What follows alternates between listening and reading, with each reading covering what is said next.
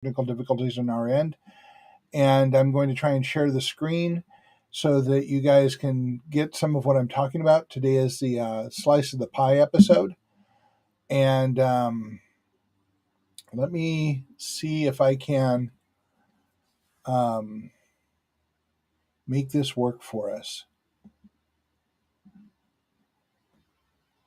Okay, that's not it. Um, there we go. So,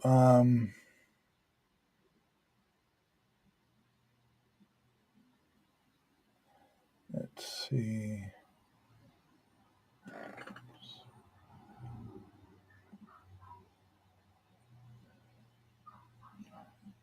Got it. Okay, I think I figured this out.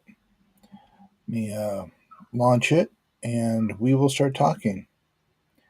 Okay, and I am launching this apparently on both my screens.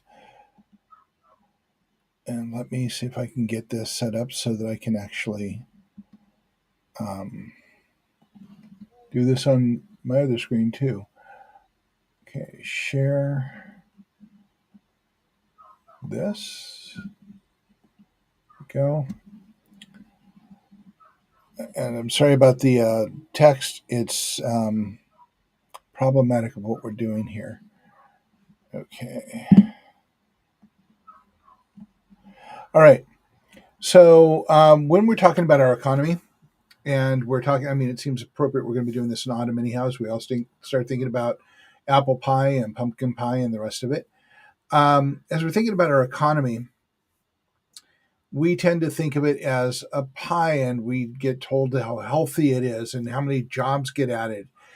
And the things that we measure by are doing so well, and we're trying to avoid this and we're trying to avoid that.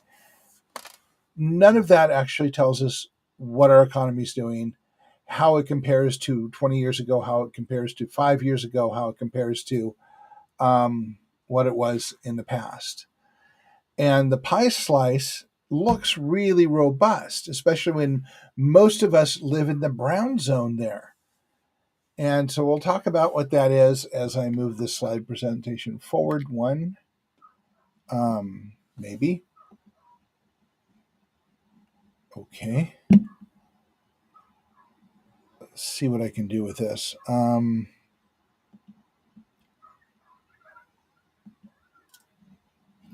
Okay, there we go. All right. So this is a picture of the slide that we had before. The it's not really sales; it's income. But I was doing this at the last minute and wanted to put something together. So the pink in there is the 1% that we hear a lot about. It's the 1% of the people that have the greatest amount of resources. But let's do this visually. The next group, the kind of purplish, is the 20%, top 20%. The green is the top next 30%, and then the rest of us all fall into the brown category. So how does that look when we're talking about real income? If you go over here and you see that the purplish here, the reddish purple here, that's the 1%. They have somewhere between 78 and 90% of all new income generated goes to them. Not so healthy, right? 30%, the purple, the next group of income goes to them. The gray, that's the 20%, the gray is the 30%. And everybody's sharing those little pieces. And then the rest of us, the brown, all fit in the little black area there. That's the problem. We share the vast majority of us share the least amount of income. And how is it that we didn't notice this happening? And we hear the new YouTube videos about it. We have people talking about it, and we hear the word socialism thrown around and communism thrown around. And we don't really even know what those words mean anymore. They were used to stop a movement toward more equal playing field in the 70s, and it's continued to be used since then to keep us basically poor and struggling to make ends meet, so we can't do anything to change it. So this is what, a healthy pie looks like. Everybody has a chunk of it, everybody shares it. And this is what the gross domestic product is supposed to reflect about our wealth and our capabilities. But here's the secret. This is, let's say, this slice of pie is from the 60s and 70s, and actually in the 50s to 60s, mid 60s, this is kind of what the pie looked like to a great degree, because we were taxing the rich, and with war taxes, post World War II and the Korean War. And then what happened is, we built the entire nation. We built the infrastructure of the nation. People had jobs. People were able to move forward. People were able to thrive. We had that insular family system that everybody thinks that we should have now, but the factors that created that don't exist anymore. So this was the pie of the 70s. This is a big pie, lots of money coming in, lots of money being dispersed, everybody, money moving through the pyramid. And then in the 70s, we took America off the gold standard. So our money was then backed by our manufacturing capability. And about the same time, we started manipulating the dollars. We, and not me, obviously, the dollars were being manipulated so that it required two incomes to buy a house. That was a major hit, and basically destroyed the insular family, where one person could work and the other person could take care of the children, and still thrive. From that point forward, we have been taking steps all the way along that put us in lower and lower and lower resource capabilities, while fewer and fewer get richer and richer. And we can't seem to do anything about it because we're so busy othering each other, because we're told that we have to kick down at somebody who's lower on the scale than us. We need to come together. So this is what the pie looks like today.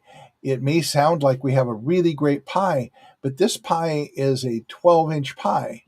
And this is the pie we have today, which is a 6-inch pie or a 5-inch pie. So we're measuring the pie thinking that, we're doing really well. But the 10-inch pie, the 12-inch pie, the GDP was measuring our ability to buy steak. This pie is measuring whether we can buy ground beef. So it looks healthy, but the numbers have been changed to measure different things. And this is how we believe that we're doing okay, when the vast majority are not. When we're talking about solving homelessness, we have to solve this. Homelessness is an economic result of the manipulation of the markets for the last 50, 60 years. And I don't mean markets like the stock market, though that plays a part in it. This is basically giving away oversight, regulation, care of people to corporations who are only looking at short-term profit. If it's not happening in the next quarter, we don't care about it. That's the thought. That's the mindset. So today we're talking about a slice of the pie. Realize that when people are quoting statistics at you, ask them what the statistics base are. What is actually being measured? What was being measured in 1970? What slice of the pie is considered healthy when we can't afford to pay for rent, when the food prices are going to continue to grow? And in all of this, we don't even talk about climate change, which is changing the environment in which we live. And I will talk right now briefly about the one effect we are all going to notice, and might be noticing already, is that the shelves in the grocery stores have fewer and fewer items. Produce has less and less and is more and more expensive. And it's going to continue to get that way because crops are being destroyed by weather. And crops are being destroyed by overuse of resources like water. And as we realize this, our pocketbooks are going to be affected. Our nutritional values are going to be affected.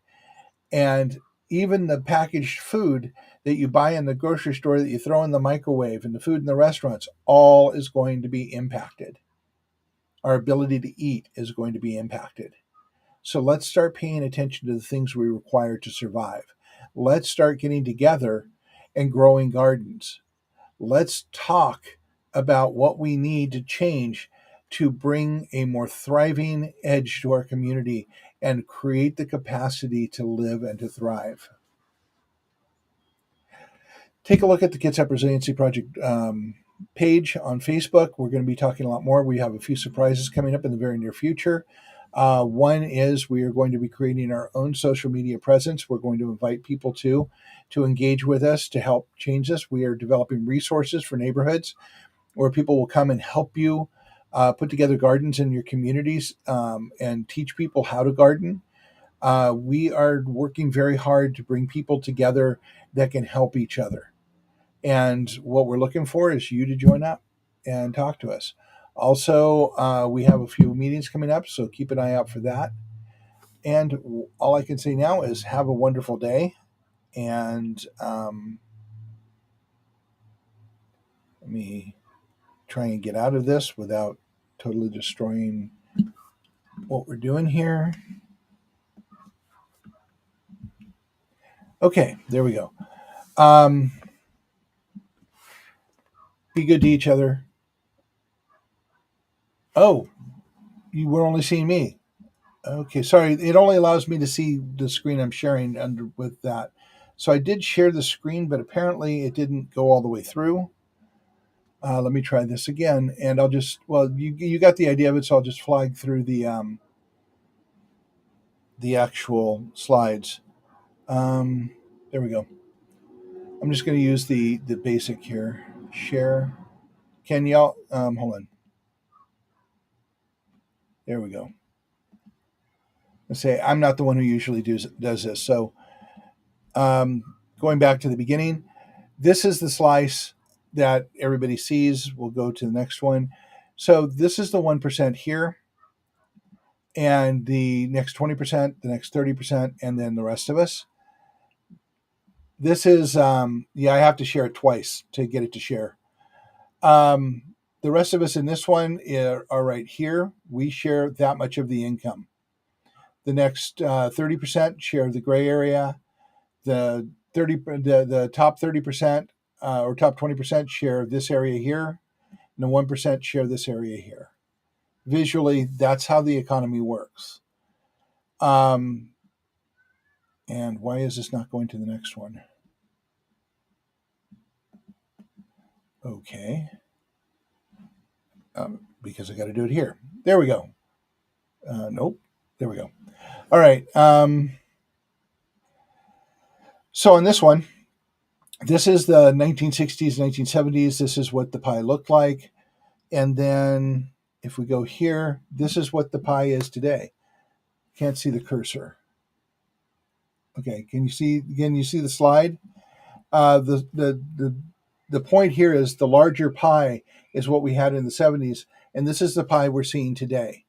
It's not the same pie. The resources aren't the same, and the majority of the resources are going to 1%. So this is our reality. This is what we're doing. This is what's going on with us, and the political engine is not going to change this. They have no vested interest in it. We have to come together and apply pressure via our dollars, via our votes to change this.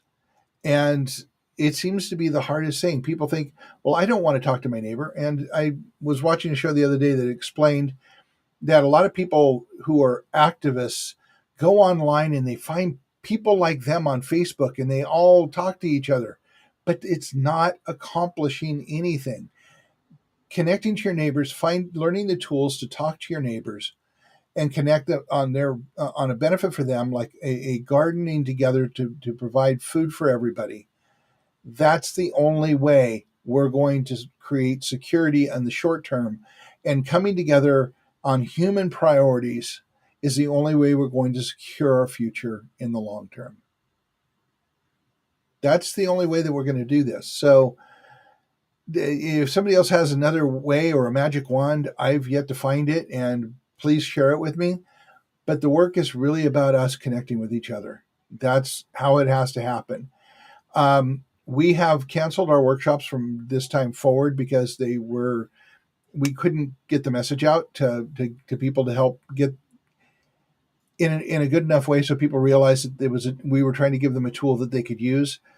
We are starting to focus on projects. We're going to be doing a victory garden um,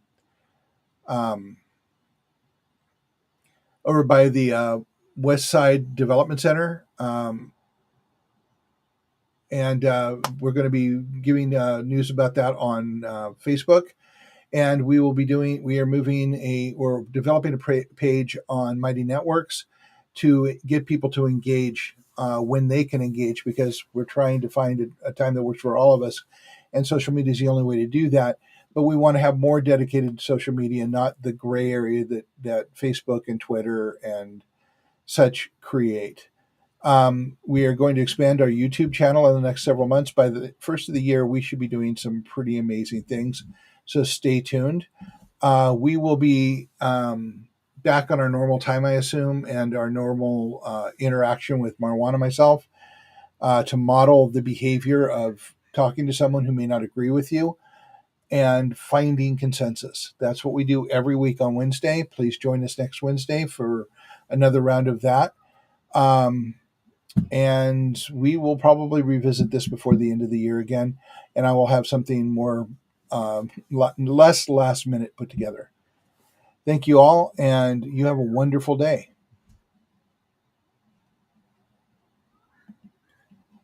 From Marwan and the Conduit and Resilient Ecosystems, have a great day.